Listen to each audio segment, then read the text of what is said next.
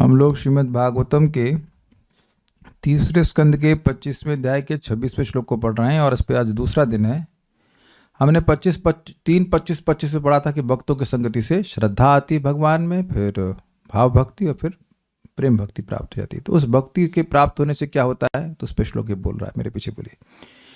भक्त्या पुमान जात विराग ऐन्द्रियाद दृष्ट श्रुतान मद रचनानुचिंतया।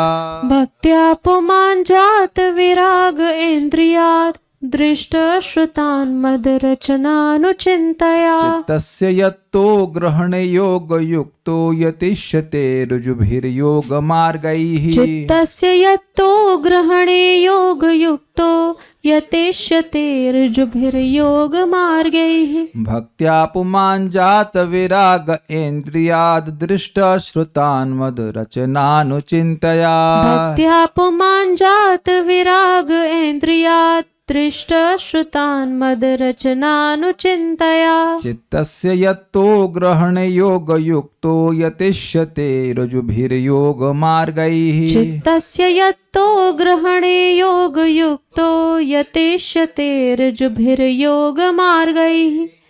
भक्त्या पुमान जात विराग ऐन्द्रियाद दृष्ट श्रुतान मद रचनानुचिंतया। भक्त्या पुमान जात विराग ऐन्द्रियाद दृष्ट श्रुतान मद रचनानुचिंतया। चित्तस्य यत्तो ग्रहणे योग युक्तो यतिष्यते ऋजुभिर्योग मार्गैः। चित्तस्य तो ग्रहणे योग युक्तो यतिष्यते ऋजुभिर्योग मार्गैः।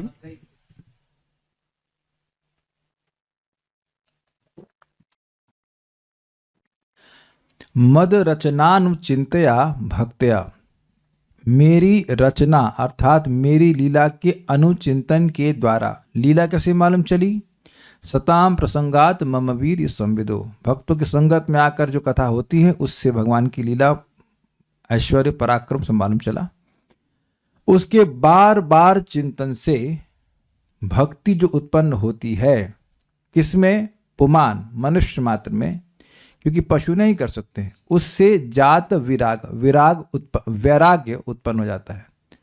किन चीजों में? ऐन्द्रियात, जो इंद्रिय तृप्ति की वस्तु में, उनमें दृष्ट श्रुतान, जो इस जगत में देखी जाती हैं, भोगी जाती हैं, और श्रुत मतलब जो उनके बारे में सुना जाता है कि स्वर्ग में ये भोग उपलब्ध है। इंटरेस्टिंग है कि जिनको नहीं भोगा है उनमें भी वैराग्य हो जाता है।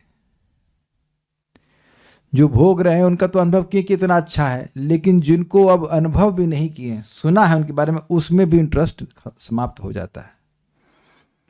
चित्तस्य यत्तो ग्रहणे, यत्तः मतलब सावधानी पूर्वक वह चित्त को ग्रहणे अर्थात संयमित करने के लिए योग से युक्त हो जाता है। योग से युक्त मतलब भक्ति योग से युक्त हो जाता है। और यतिष्यते, वह यत्न करता है। यत्न करता है, बिना यत्न के कुछ भी नहीं मिलता है, भक्ति भी नहीं। यत्न आग्रह बिना प्रेम नहीं होए। यत्न और आग्रह, आग्रह मतलब जिद, चाहिए, ये चाहिए, यही चाहिए, ये भी नहीं चाहिए, यही चाहिए। जब यही इच्छा रहेगी कि बस भक्ति ही चाहिए, तब ही भक्ति मिलती है। और कोई इच्छा रहेगी कि ये भी चाहिए वो भी चाहिए, तो फिर भक्ति अभी नहीं मिलती। एटलीस्ट अभी नहीं मिलती, बाद में मिलेगी जब मिलेगी। तो नोट कर सकते हैं, यत्न आग्रह बिना प्रेम नहीं होए। और यत्न को भगवान देखते हैं। सततम कीर्तयन्तो माम यतन्तश्च दृढ़व्रतः नमस्यन्तश्च माम भक्त्या नित्य युक्ता उपासते। तो भगवान दशम अध्याय भगवद गीता में कहते हैं कि भक्त मेरे सदा मेरा कीर्तन करते हैं, मेरे बारे में ही बात करते हैं। सततम कीर्तयन्तो माम यतन्तश्च दृढ़व्रता, यत्न करते हैं दृढ़ व्रत होकर के। जैसे इतना हम भजन करेंगे, इतना जप करेंगे, इतना क्लास सुनेंगे, इतना क्लास में सोएंगे। सुंदरा माता जी,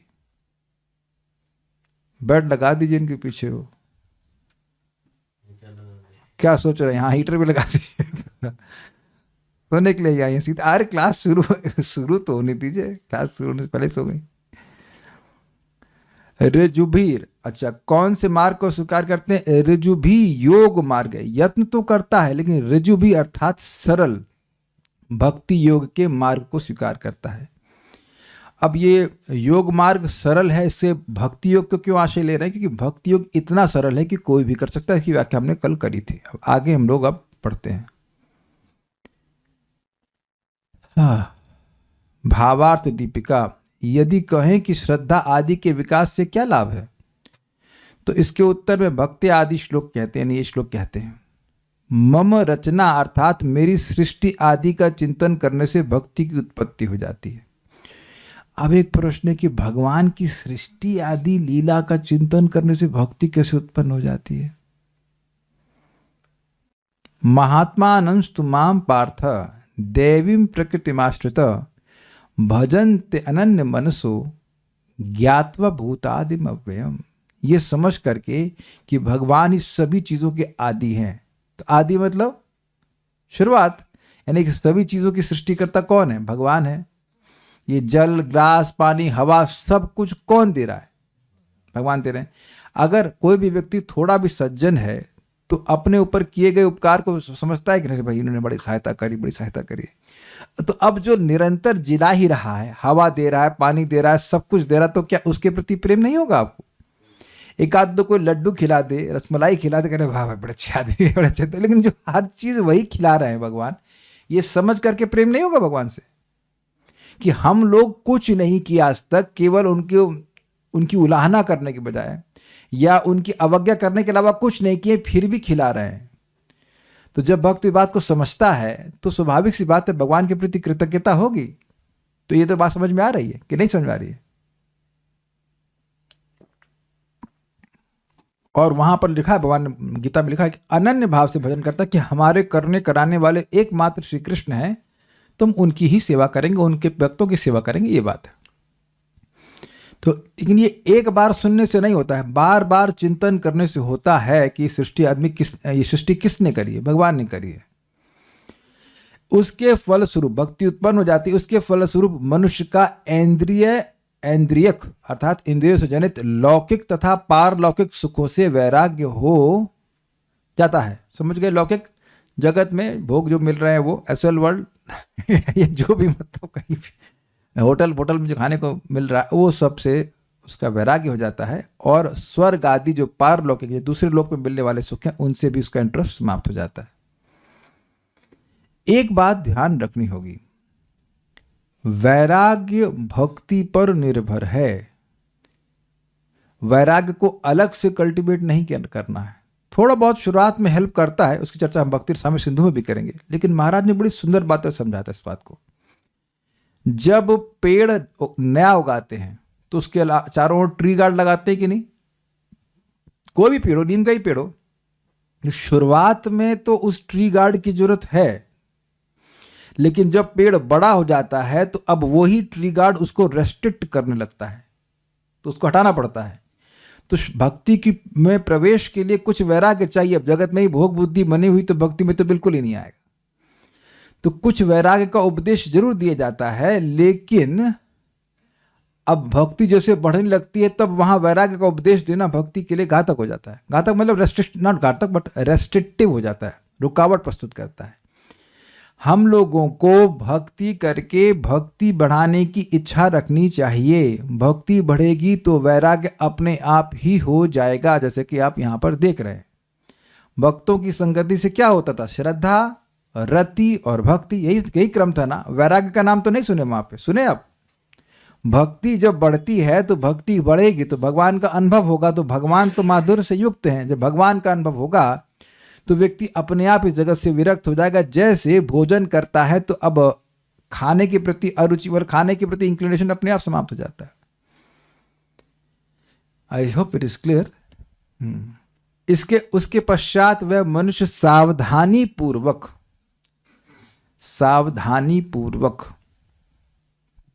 इसका सावधानी पूर्वक का क्या मतलब है? काहे सावधान हो जाएगा? देखिए, व्यक्ति जब असावधान हो जाता है तब वो सोचता है, मैं सोचता हूं कि इस जगत की कोई वस्तु मुझे सुखी कर सकती है। डाइजेस्ट हुआ ये? जितनी बार भी भक्ति को छोड़कर कुछ और प्रयास किया है सुखी होने का, तो वहां बात मन से निकल गई कि भाई भक्ति के अलावा ये कोई चीज तुमको सुखी नहीं देगा। जैसे लाइक चाकू काट रहे होते हैं, सावधानी पूर्वक चाकू से नहीं काट रहे होते, चाकू से कुछ काट रहे होते हैं, और कहीं ध्यान और चला जाता है तो क्या होता है, हाथ कट जाता है। Is it sinking? जब उसको वैराग्य हो गया इस जगत की वस्तु से, अगले जगत की वस्तु से, तो वो समझ गया कि भाई यहां तो हमारा ये दुनिया, ये महफिल मेरे काम की नहीं, समझे, this is not my place, I don't belong to this place, मैं इस जगत का नहीं हूं। तो किसी भी भौतिक व्यवस्था से मैं सुखी नहीं हो सकता। और माया, समझिएगा, माया प्रलोभन देती ही है, तो सावधान रहेगा कि उसका मन फिर दोबारा किसी भी तरह से विषयों में ना जाए। ये बात है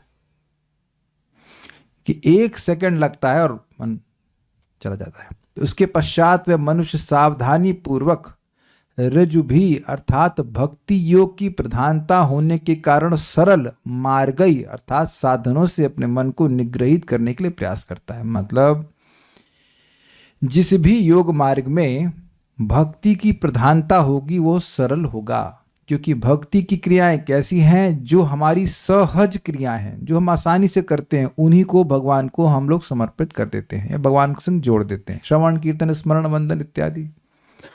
तो ये व्यक्ति करता ही है, बस केवल वो ये सीखता है कि भगवान के संबंध में से कैसे किया जाए। स्वीकार है? अग्रीड? ठीक है। सारार्थ दर्शन, अगर कह दिया जाए कि अब ब्रह्म में ध्यान करना है, तो ब्रह्म कैसा दिखाई पड़ता है? भाई क्या पता नहीं क्या दिखाई, जिसका आकार ही नहीं है, जिसको गंध नहीं, कोई कुछ नहीं, कोई गुण नहीं, तो आप उसका ध्यान क्या करेंगे? कि आप और मैं किसी भी चीज का ध्यान करते हैं तो वो 2 होती हैं, रूप और नाम, और वो नाम भी रूप में ही है। नाम बोल रहा हूं तो ना मौ आ रहा है कि नहीं? आप हिंदी के अक्षर नहीं जानते होंगे, तो आप कन्नड़ में तो कैसे सोच रहे हैं नाम शब्द को? तेलुगु में या हिंदी में? इंग्लिश में तो ये NAAM सोच रहे हैं, है ना? जो मैं बोल रहा हूं वो आप जिस लैंग्वेज को आप जानते हो उस तरह से सोच रहे हो कि नहीं? लेकिन जो मैं बोल रहा, अब समझ में आ रहा है मैं क्या कर रहा हूं? राधिका प्रभु, कुछ समझ में आ रहा है? ऐसे सोच रहे हैं कुछ जो दिखा, जो आपको अपने मन में दिखा, जो नहीं दिख रहा आपको? राधा रमन प्रभु, राधा रमन बोल रहा हूं तो राधा रमन नहीं दिख रहा आपको? क्लियर हो गया? अब मैं क्लियर बोलूंगा तो CLEAR दिख रहा है कि नहीं? मैं खाली ये कहना चाहता हूं कि नाम और रूप यही मन में चलता रहता है। स्वीकार्य है? अब जिसका नाम ही नहीं, जिसका रूप ही नहीं, तो उसका ध्यान कैसे करेंगे आप? तो कठिन हो जाएगा कि नहीं? साधना के स्तर पे भी कठिन हो जाता है। इसी बात को गीता में कहते हैं भगवान, क्लेशो दिक्कतरस तेषाम अव्यक्तासक्त चेतसाम अव्यक्ता ही गतिर दुखम देहवद्भिर वाप्यते। 12th चैप्टर का आई थिंक 3rd 4th श्लोक होगा। बहुत कठिन है, बहुत कठिन मार्ग है जिस लोग अव्यक्त में आसक्त होते हैं। सारार्थ दर्शनी। तो भक्ति का प्रोसीजर बहुत आसान है। शुद्ध भक्ति को कहने के बाद अब योग का वर्णन करते हैं। शुद्ध भक्ति का वर्णन हुआ 3:25-25 में। अब ऐसा मार्ग बता रहे हैं जिसमें योग भी है और भक्ति भी है। भक्ति आदि के द्वारा, श्लोक के द्वारा, दृष्ट श्रुतात्, इस लोक और परलोक के इंद्रिय जन सुखों से जात वैराग अर्थात विरक्त होकर, मत रचनानुचिंतया, मेरी रचना अर्थात मेरी लीलाओं का निरंतर चिंतन करके। अब यहां अर्थ क्या लिया गया अलग से बताइए? जो भगवान की रचना है, तो भगवान की रचना केवल सृष्टि होती है, गोवर्धन आदि लीला है और रास लीला है और अन्य जितनी भगवान की लीला है, कपिल देव के रूप में नहीं किए, कृष्ण रूप में तो किए ना भगवान। तो केवल कपिल देव भगवान की तो लीला नहीं है ना, अनेक अनेक भगवान के स्वरूप है, उन सबकी लीला है। तो उनका चिंतन करके, वो उन्हीं के द्वारा रचित होती, इसलिए कह रहे मेरी रचना का चिंतन करके योग युक्त, भक्ति योग का आश्रय लेकर चित्तस्य ग्रहणे, चित्त को अपने वश में करने के लिए, यतः सावधान होकर, ये भी एक बात और आ रही कि सावधान होकर, क्योंकि वो समझ गया कि भाई मेरा चित्त ही मोक्ष का कारण है और मेरा चित्त ही बंधन का कारण है। तो यहाँ वो सावधान हो जाएगा, चित्त को भगवान से इतर नहीं जाने देगा। यत्नशील होगा और रुजु भी अर्थात सरल अर्थात भक्ति से युक्त होने के कारण सुगम योग मार्गई, योग मार्ग अर्थात भक्ति योग के साधनों के द्वारा प्रयत्न करेगा। वर्तमान में मैं जिन भक्ति योग के साधनों को का प्रवर्तन करूंगा, भविष्य काल में उत्पन्न होने वाले व्यक्ति वे उन्हीं भक्ति साधनों के द्वारा चित्त को वश में करने का प्रयत्न करेंगे। ये अर्थ है, ये आया है यहाँ से। देखिए यतिष्यते भविष्य काल में आ रहा है, तो कह रहे हैं कि इससे सूचित हो रहा है कि भविष्य में जो भगवान कपिल देव ने ज्ञान दिया उसके अनुसार ही लोग भक्ति करेंगे। तात्पर्य, सभी शास्त्रों में लोगों को पवित्र ढंग से कर्म करने के लिए प्रोत्साहित किया गया है, जिससे वे इंद्रिय तृप्ति का सुख भोग न केवल इसी जीवन में अपितु अगले जीवन में भी कर सकें। उदाहरणार्थ, यदि कोई पुण्य कर्म करता है तो उसे स्वर्ग का भागी बताया जाता है, किंतु भक्तों की संगति में रहने वाला एक भक्त भगवान के कार्यकलापों के विषय में चिंतन को किस तरह उन्होंने सृष्टि उत्पन्न की, किस तरह इसका पालन कर रहे हैं और किस तरह इस सृष्टि का लय होता है और किस प्रकार वैकुंठ में भगवान की लीलाएं चलती रहती हैं, वरीयता यानी महत्व देता है। मतलब समझ में आया? प्रायः शास्त्र ये बोलते हैं कि तुम यह कार्य करो, तुमको यहाँ सुख मिलेगा, आगे जाकर तुमको स्वर्ग में भी स्थान मिलेगा। क्यों ऐसा कहते हैं? क्योंकि जीवात्मा इंद्रिय तृप्ति चाहता है, और लेकिन इस तरह से वह शास्त्रों के नियमों को पालन करने की इच्छा से युक्त हो जाता है। क्लियर हो गया? इजी है। क्या कहते हैं उसको? प्रवृत्ति मार्ग, कि आप इस जगत को भोगी। लेकिन भक्त लोग जो भगवान की लीला कथा के रस को आस्वादन भक्तों की संगत में करते हैं, वो अब हर प्रकार की इच्छा को त्याग देते हैं। भगवान की कथा की इच्छा को नहीं त्यागते, इन सारी इच्छाओं को त्याग देते हैं, क्योंकि क्या ही मिलना है, इससे क्या ही सुख प्राप्त होगा, ये बात वो अपना अनुभव करते हैं। इसलिए प्रभुपाद कह रहे हैं कि वह भक्त लोग भगवान की लीलाओं का महत्व देते हैं। भगवान के इन कार्यकलापों का वर्णन करने वाला पूरा का पूरा साहित्य है, विशेष रूप से भगवद गीता, ब्रह्म संहिता तथा श्रीमद् भागवत। निष्ठावान भक्त जो भक्तों की संगति करता है, उसे भगवान की लीलाओं को सुनने तथा उसके विषय में सोचने का सुअवसर प्राप्त होता है, जिसका फल यह होता है कि उसे इस संसार में, स्वर्ग में या अन्य लोकों में तथाकथित सुख के प्रति अरुचि होने लगती है। तो देखिए, अब एक स्पष्ट बात है। कई बार भक्त पूछते हैं, हमारी भक्ति में प्रगति हो रही है, हमें कैसे मालूम चले? तो जगत के भोगों में कितनी रुचि थी, उसमें कितनी कमी आई है, इफ नॉट जीरो, लेकिन कुछ कमी आई है, और भगवान के बारे में सुनने में रुचि बढ़ी है, ये प्रकट प्रमाण है कि भक्ति में प्रगति हुई है। ये बात आप ध्यान दीजिएगा कि अगर कोई व्यक्ति है जिसको अब निंदा करने में बहुत रुचि बढ़ी हुई है, तो वह श्रेष्ठ नहीं है। उस पर भी अगर वो वैष्णवों की निंदा कर रहा है, जैसे हम इसलिए बोल रहे हैं क्योंकि लोग ऐसा कर रहे हैं, यूट्यूब पे बना कर रिकॉर्ड कर करके अब निंदा की जा रही है, बिल्कुल उससे बचिएगा।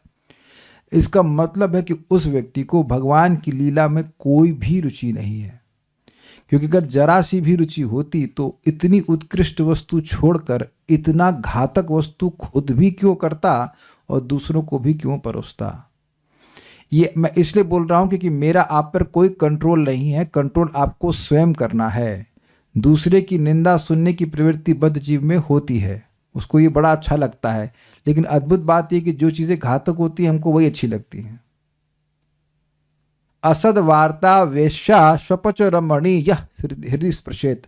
असद वार्ता एक वैश्या के समान है, और कैसी वैश्या? स्पेशल वैश्या जो कुत्ता खाती है। काफी इंटरेस्टिंग है, कुत्ता खाने वाली वैश्या। तो वो हो सकता है कि थोड़ा सो कॉल्ड सुख दे, लेकिन हमें हमारी कृष्ण की सेवा करने की इच्छा को समाप्त कर देती है। वस्तुतः हमें किसी की निंदा नहीं सुननी चाहिए, वैष्णव की तो बिल्कुल भी नहीं सुननी चाहिए, बिल्कुल नहीं सुननी चाहिए, चाहे कोई कुछ भी बोलते। भाई मैं इसलिए बोल रहा हूं क्योंकि सुनने का बड़ा प्रभाव है, आपके सामने देख लीजिएगा। हमको नेगेटिव बात समझानी पड़ती है क्योंकि लोग ऐसा करते हैं, ऐसी गलती करते हैं। हमारे ग्रुप में एक माता जी कहीं सुन ली, फिर हमको वीडियो भेज भी दी, हम तुरंत डिलीट किया। हमको हम तो भेजो भी मत, भाई मेरा बहुत चित्त डिस्टर्ब हो गया। तुमने कहा मेरा डिस्टर्ब करने के लिए भेज दी मेरे को ना। अगर आपको कहीं गलती से मिल भी जाए तो उसको प्रसार नहीं करना चाहिए।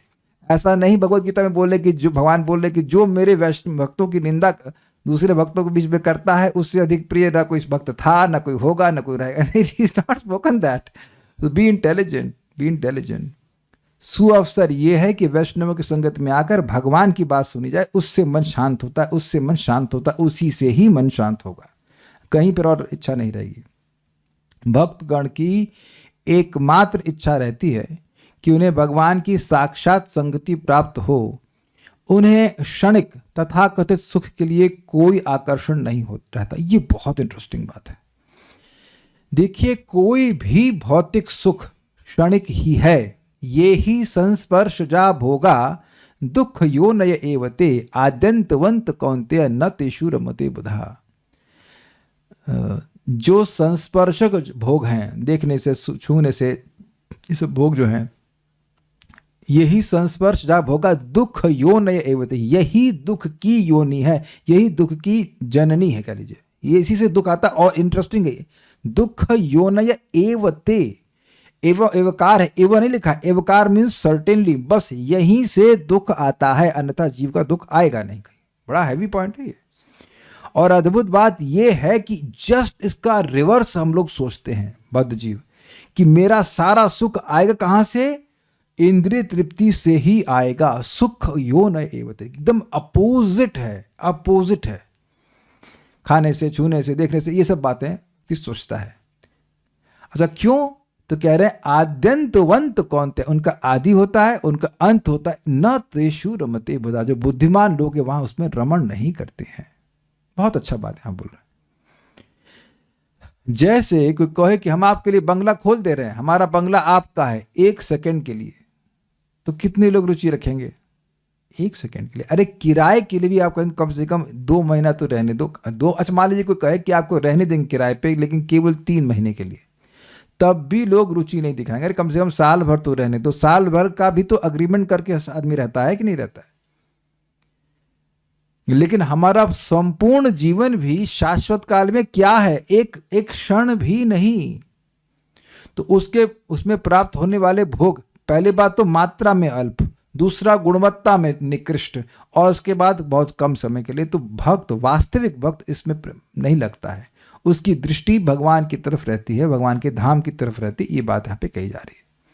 और ये दृष्टि होती है सुनने से। जितना अधिक अधिक वह सुनता जाता है, तो उतना ही दृष्टि भगवान के धाम की ओर अपने आप लगी रहती है।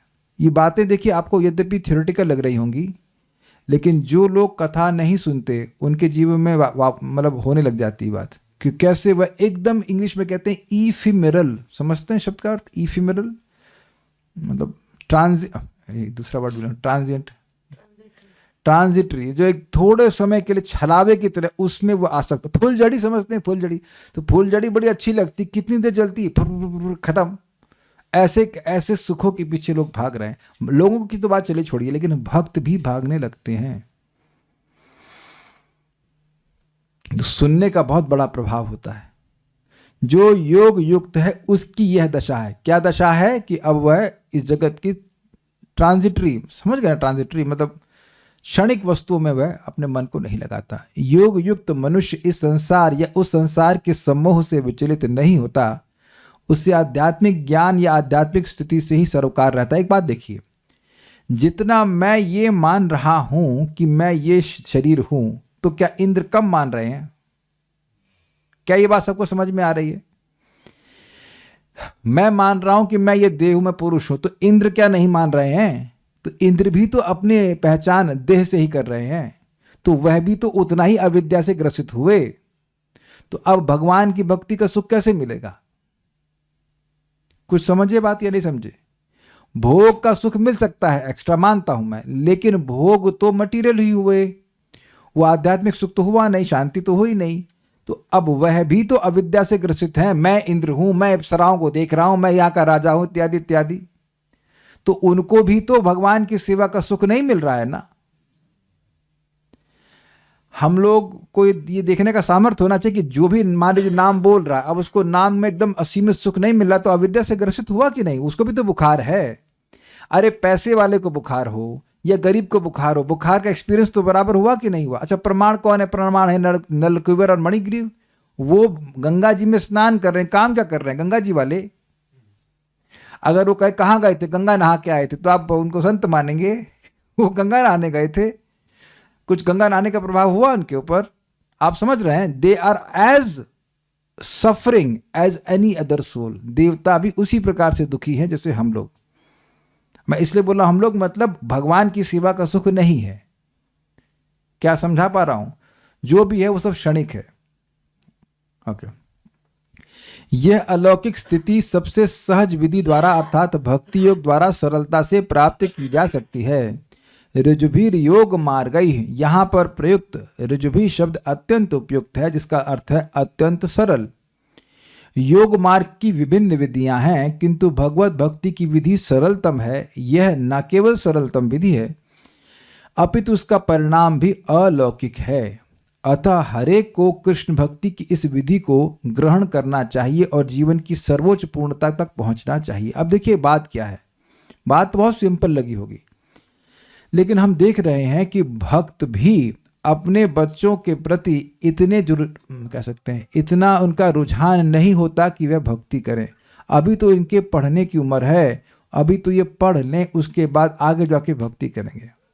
हो सकता है मैं गलत बोल रहा हूँ, लेकिन हमें जनरली तो यही दिखाई पड़ता है।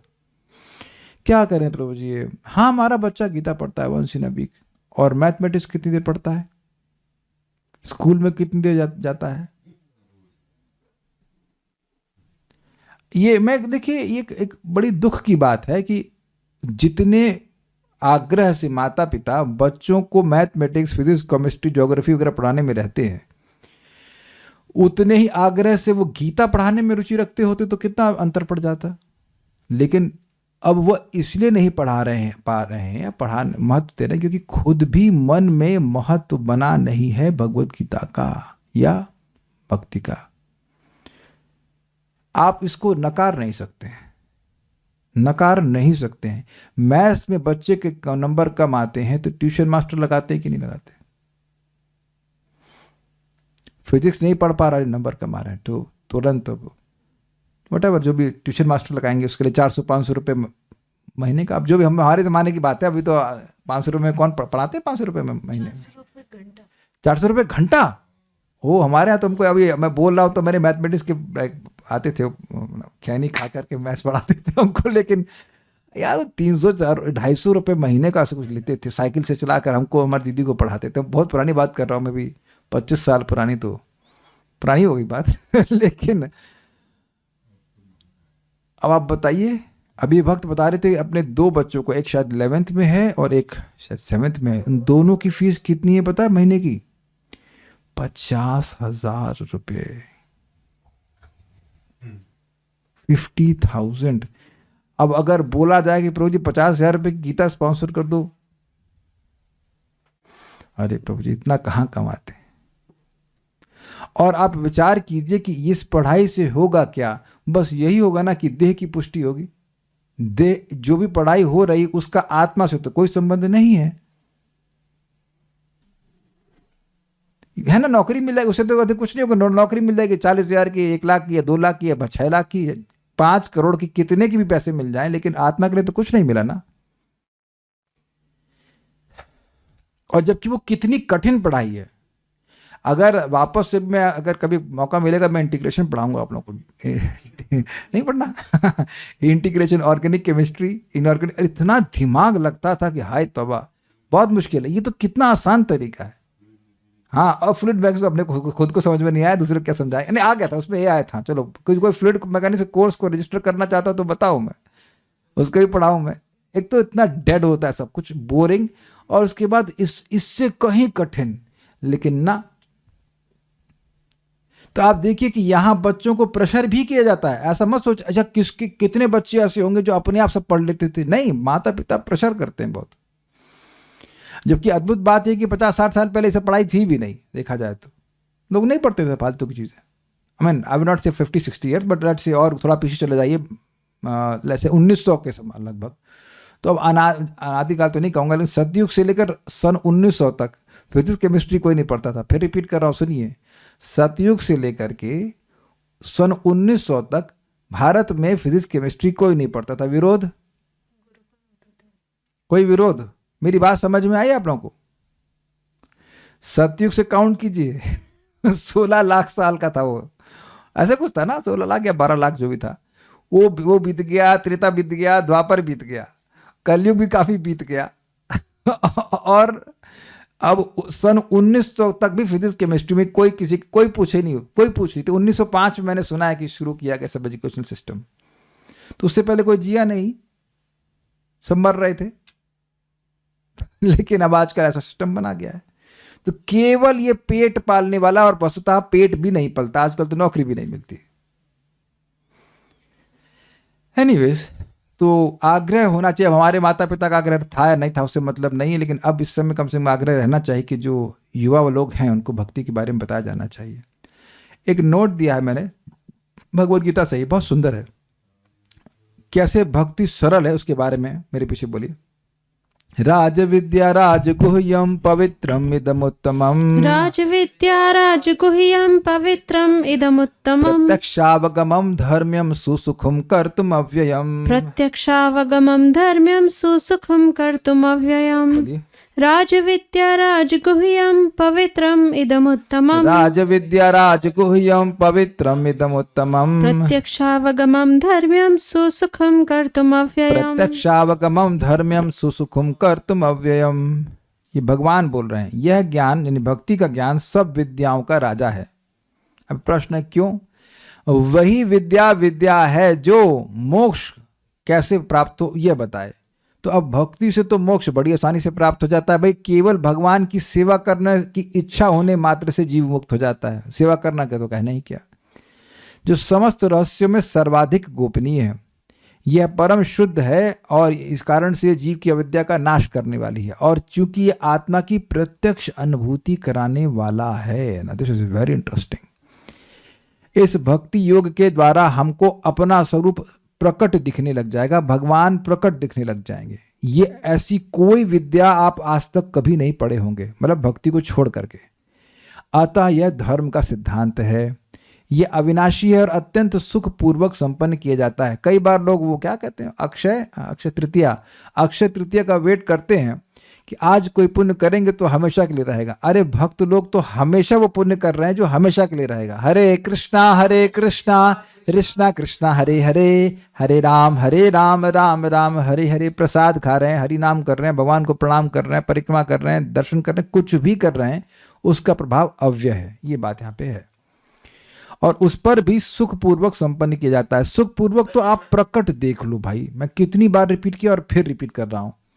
इस क्लास में 1 रुपया नहीं मिलेगा किसी को सुनने का। एटलीस्ट बोलने वाले को कभी कभी कुछ लोग डोनेशन दया करके दे देते हैं, लेकिन अब सुनने वालों को तो कोई नहीं मिल रहा। नीतू सिंह माता जी, कभी मिला आपको गीता सुनने के लिए कुछ डोनेशन?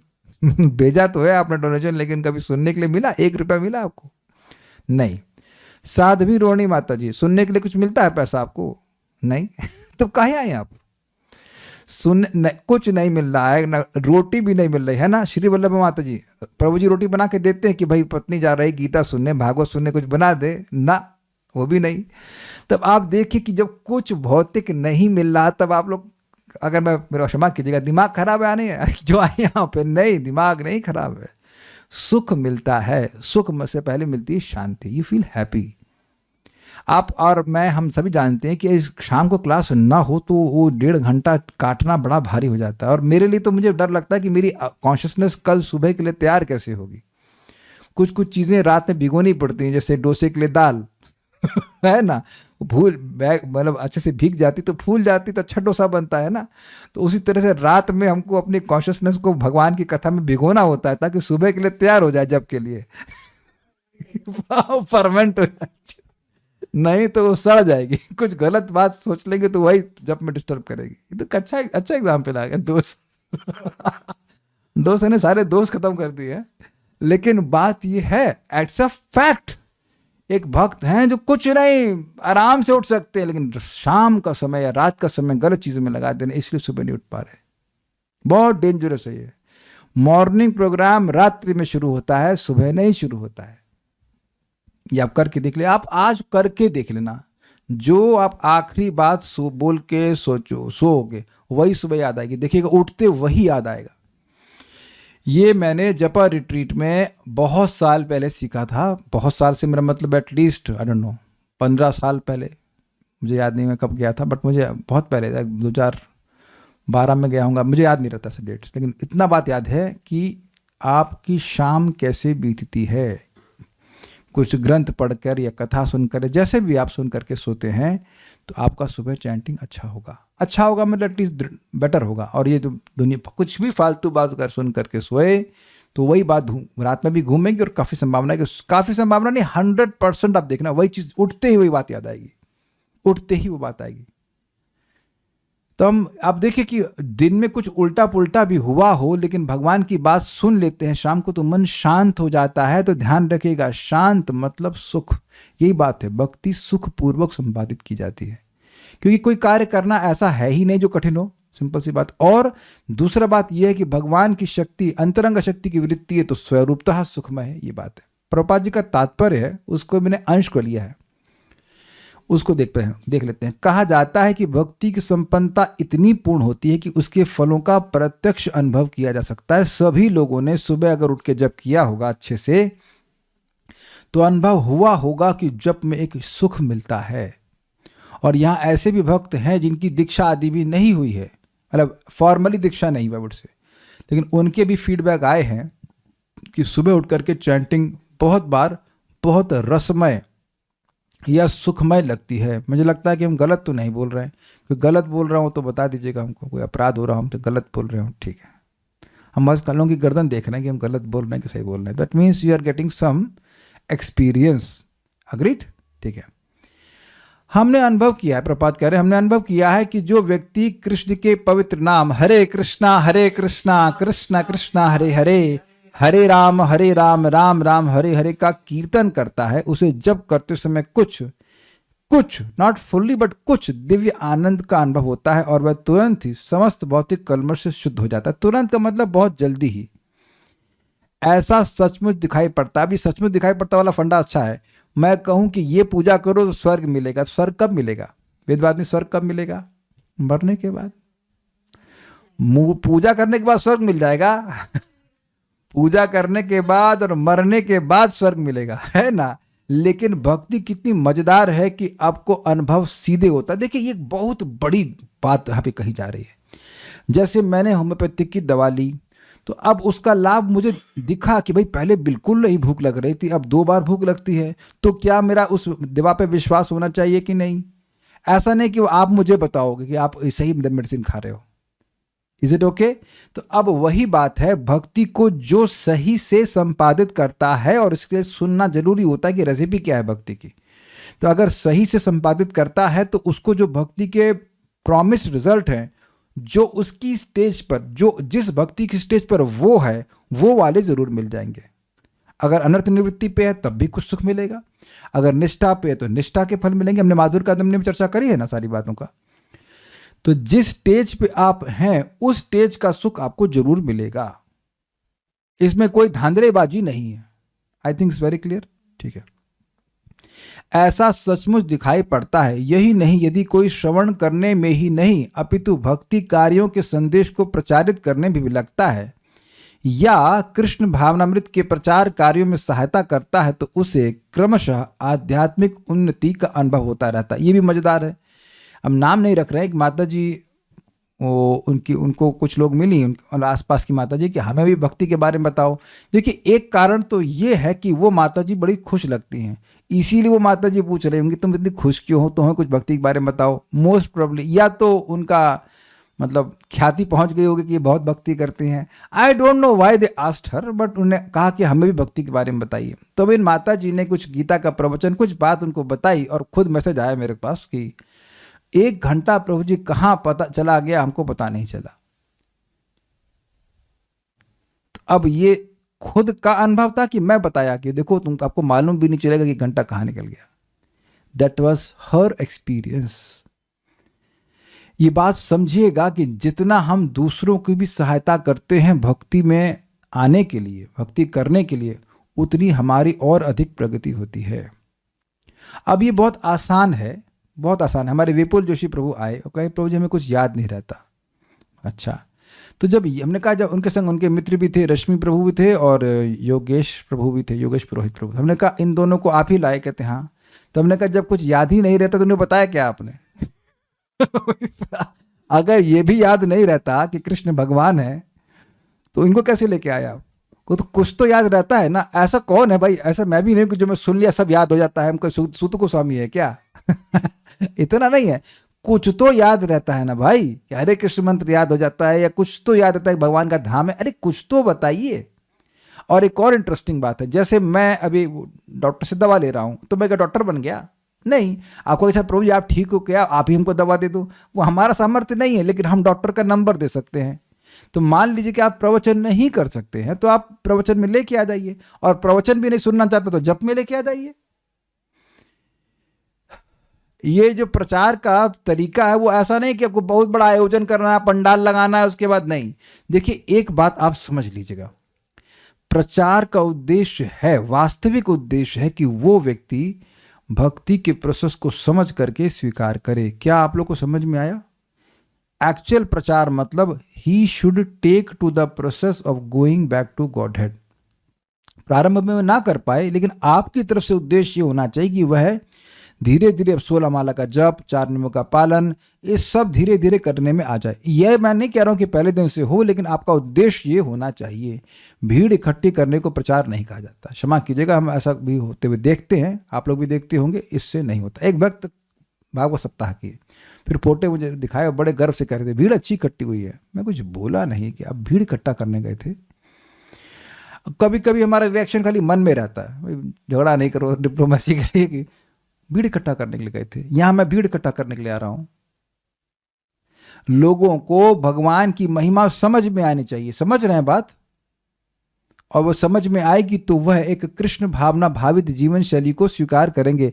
कितने लोगों को यह समझ में आ ही नहीं रहा है कि कृष्ण भावना भावित जीवन शैली क्या है, कितने बजे उठना है, क्या खाना है, क्या जप करना है, किसी को कुछ न पता चल रहा। ऐसा होता है।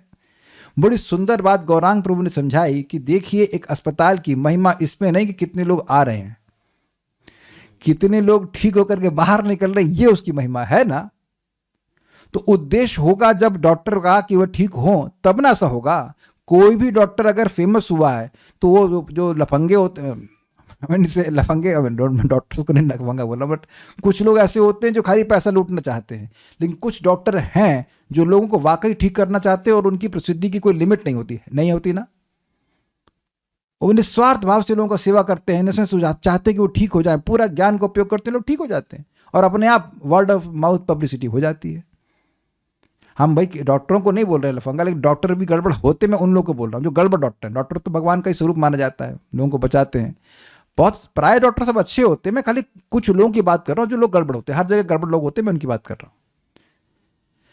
तो उद्देश्य होना चाहिए कि सामने वाले को धीरे धीरे करके समझ में आए कि भगवान की भक्ति का प्रोसीजर स्वीकार करके मैं भगवान के पास जाना है। एटलीस्ट प्रोग्राम तो ये होना चाहिए, ठीक है।